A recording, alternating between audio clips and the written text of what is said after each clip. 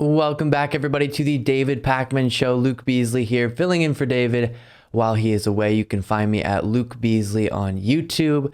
I want to take a look at some of the responses we've seen to the failure of Issue 1 in Ohio. Of course, I'll get to some details on what that was in just a moment in case you missed it. But as a little bit of a foreshadowing, Frank LaRose, the Secretary of State of Ohio, went on Fox and Friends, and in trying to, in the wake of Issue 1 failing, say that if we keep going in the direction of what the left wants and they get their way, then these things are going to happen. And as he lists off these things, he paints a pretty nice picture for what the radical left is going to do.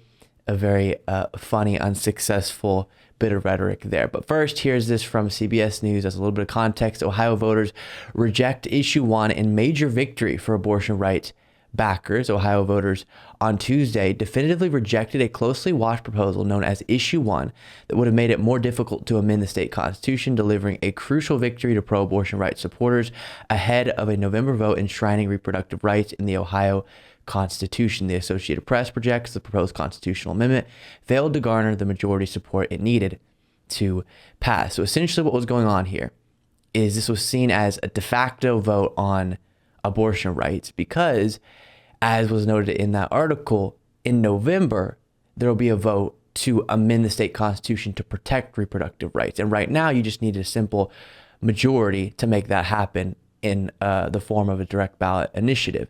But this would have increased that threshold to above 60%.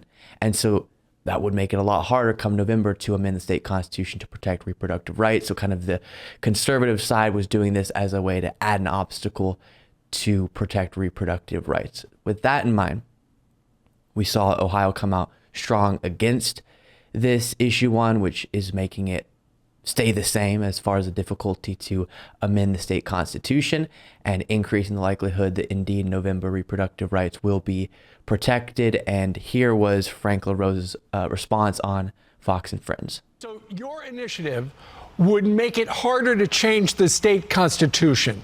Right now, simple majority, 50% plus, but you wanted it 60%. That failed. What's Ohio telling you? Well, I tell you what, 1.3 million Ohioans stood with us in another free and fair. And how many stood against? Election. We released the results on election night. That's this thing we do in Ohio. Other states should check out. Proud to say that as Ohio's chief elections officer. But you're right, the other side prevailed. This is just one battle in a much larger war, though, because the all-out assault on Ohio is coming from the radical left. I mean, look at the tech billionaires from California and New York that funded the No campaign, and they've got other bad plans. This radical abortion amendment this November that takes away parental rights. They want to bring a minimum wage increase, a massive increase in minimum wage to Ohio that would put Ohioans out of work. And even the mayor of Cleveland said last week, he said the quiet part out loud, they want to do common sense gun reform, which means they want to disarm. What? Common sense gun reform and an increase to the minimum wage? The horror. Law-abiding citizens. So, yeah, we lost one battle, but the war continues, and I've just begun to fight. So I guess the case that he's making is, hey, Ohio, you voted against us this time, but next time, vote with us, because otherwise you're going to have your abortion rights protected, you're going to have common sense gun legislation implemented and your communities made safer, and you're going to have your wages increased. So don't let them take over or they'll do all those things. Based on the polling, I don't know if that's the best way to articulate that. That would be my advice. But moving on to more of the Fox News response that we've seen to this. This was on Sean Hannity's show where he asks Mike Huckabee, the former governor of Arkansas and father of Sarah Huckabee Sanders, a question to the effect of, should Republicans moderate themselves and take some of these messages that have been sent by the American people in support of abortion rights and shift gear a little bit? And Mike Huckabee says, heck to the no. Saw the vote in Ohio, and I will tell you that if you look at Doug Mastriano and Tudor, even your race, I would argue that people that have very restrictive views on abortion, unlike, say, Mississippi has 15 weeks, that was the Dobbs decision, that anything less than that the fear among many conservatives is this will chase away many suburban voters. Do you agree with that, Mike Huckabee?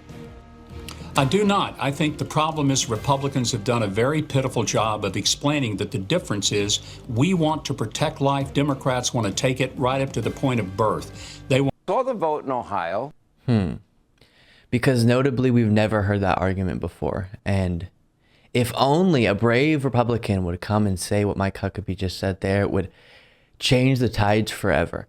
No, constantly hearing that, and it derives itself from the extended talking point of Democrats want abortion on demand until the 9th month of pregnancy. And of course, as I know David has outlined and I have on our respective shows, it's just not accurate whatsoever. The only late term abortions that they refer to are medically necessary, life of the mother, fetus no longer viable, medically necessary instances. And so that's the only thing that happens. And that's the only thing that Democratic politicians and voters support. And so the reason why people like Mike Huckabee focus on that talking point is because otherwise they can't really explain why their talking point is so extreme, or I should say why their actual position is so extreme. So portray the other side to have a more extreme position to make yours seem less extreme, when in reality, the standard Democratic Party position on abortion rights, as was kind of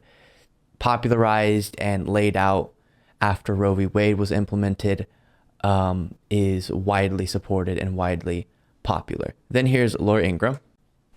Overturning Roe versus Wade is the greatest accomplishment the conservative movement has had since the end of the Cold War.